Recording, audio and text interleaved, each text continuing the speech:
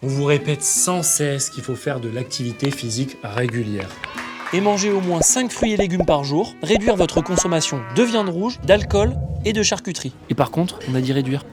Ces recommandations, même si elles peuvent vous paraître répétitives ou vraiment ennuyeuses, ont un véritable objectif, celui de prévenir des maladies bien réelles. En effet, ces bonnes habitudes permettent de prévenir l'apparition du cancer colorectal. C'est le 3e cancer le plus fréquent en France et il est responsable de 18 000 décès par an. Il touche essentiellement le sujet de plus de 50 ans. C'est un cancer d'évolution généralement lente et lorsqu'il est dépisté et pris en charge assez tôt, il se soigne efficacement. Cependant, nous ne sommes pas tous égaux face à ce cancer.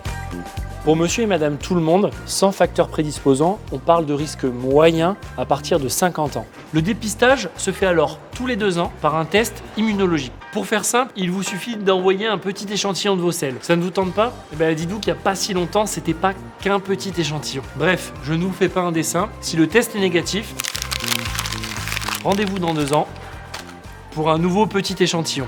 Mais si l'on retrouve du sang dans le test, on vous proposera de réaliser une coloscopie. Toujours simplement, on met une petite caméra dans votre tube digestif par voie naturelle, sous anesthésie, et on réalise des prélèvements. Pour les autres qui ont des antécédents personnels ou familiaux de cancer colorectal ou des pathologies digestives particulières, une visite chez le médecin spécialiste s'impose. Il n'y aura alors pas d'échantillon à envoyer par la poste, mais directement une surveillance par coloscopie, au minimum, tous les 5 ans. Vous avez donc tout intérêt à vous faire dépister à partir de 50 ans.